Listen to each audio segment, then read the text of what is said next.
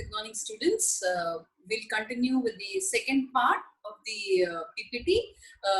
In the first part, I explained about Geetanjali, a few lines about Rabindranath Tagore. I even read about the poem. I hope everyone is having the poem in front of them. So let's go line by line, knowing about the poem. So when I come to line 1, where the mind is without fear and the head is held high. So, where the mind is without fear and the head is held high. So, in the very first line, the poet praised Almighty, saying that his country people should be pushed away from the clutches of British rule and they should live a life of dignity. So, see how exactly he's praying. They should come out of that fear of that British rule and they should live a life of honor. So, in the very first line, the poet prays to the Almighty that his countrymen should be free from any fear of oppression, someone putting them down, someone suppressing them.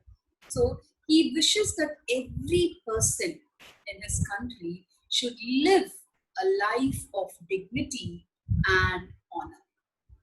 Okay, moving to the second line, where knowledge is free. So Tagore, feels that knowledge in the form of education should be given to each and every one. So it helps them, to think, broadly. Okay, so in the second line, the poet dreams of a nation where knowledge would be free, freely available for each and every individual. Education should not be restricted to the upper class only, but everyone should be allowed to acquire knowledge. Not only that, children should learn freely from the nature and the world around them.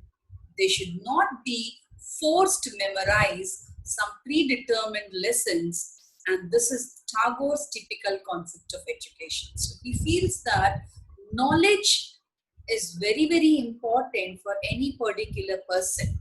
Okay, so it allows them to think broadly and bring many changes in their life. In turn, helps India in the form of a developed nation. Moving ahead.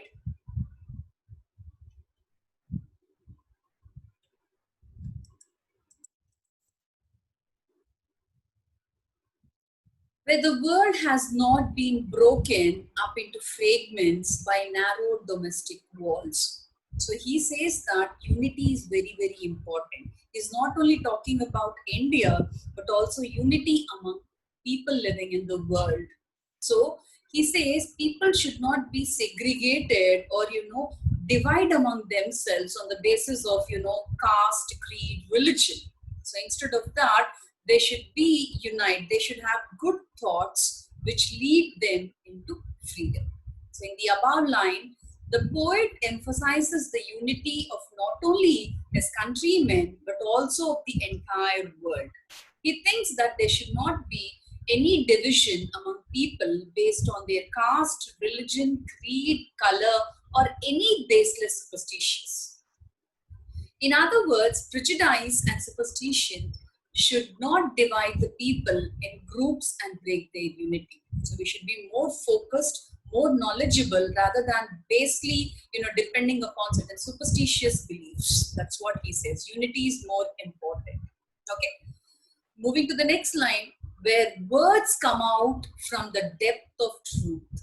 So whatever we say, whatever we speak, he says that his countrymen should be very truthful.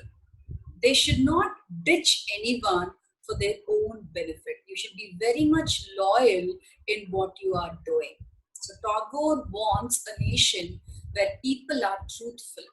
They should not be superficial, or no person should lie for his own advantage. So we should be very loyal to our own people and whatever we do.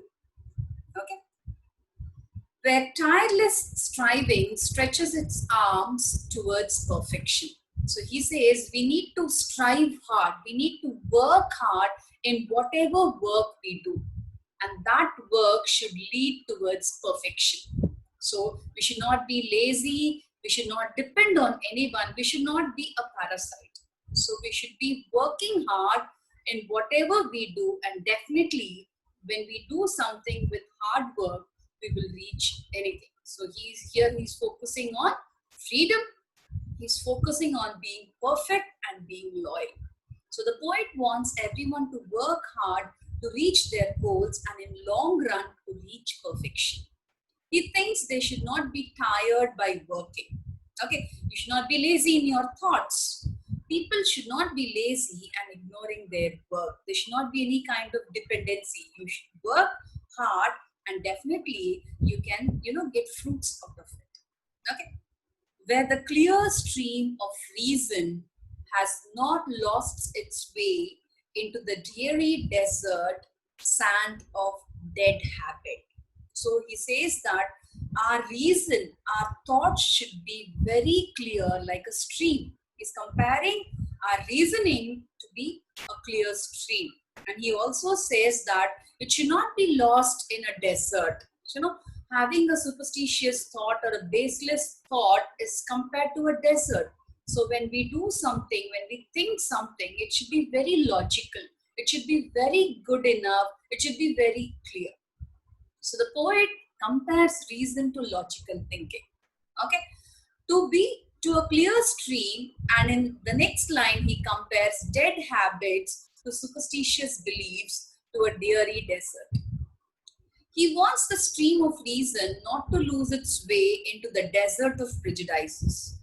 In short, people's thoughts should be monitored by rational thinking, not by superstition.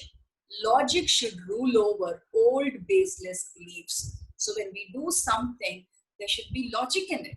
There should be knowledge which should be focused in it, but not, having a baseless old beliefs. Okay.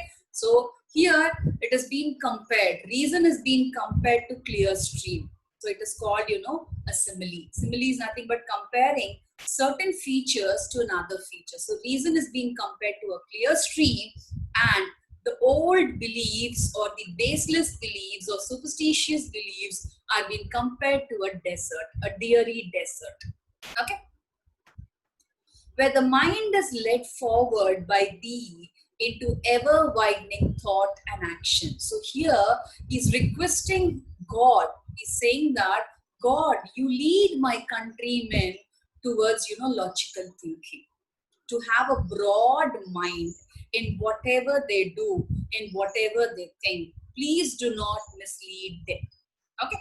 The poet wishes his countrymen to be progressive and broad-minded. He wants that their minds are led forward to ever-widening thought. So always think in a broad way.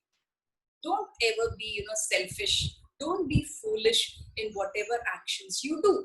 Okay. So he says that let them forward, having a ever-widening thought and action by the Almighty. So you should be behind us. You should lead us towards that broad mind thinking. In short, we should be open-minded and do something unusual or extraordinary, overcoming the narrowness of mind. So don't be selfish. Don't ditch anyone. Have a broad mind. Think broadly. That's what he says. And in doing all this, God should help his country.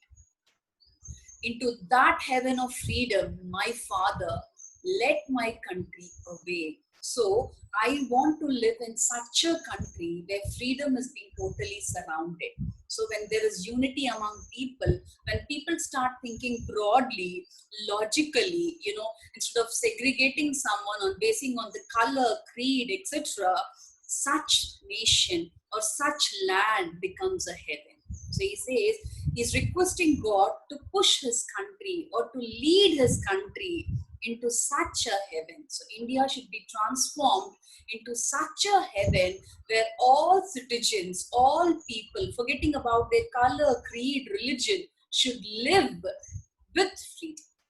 Okay, so in these lines, the poet directly addresses to God. He wants his countrymen to be led by him so that they broaden the horizon of both their thoughts and actions. If they were to do so, then India one day would be transformed into a heaven where all its citizens, all its people would be truly free.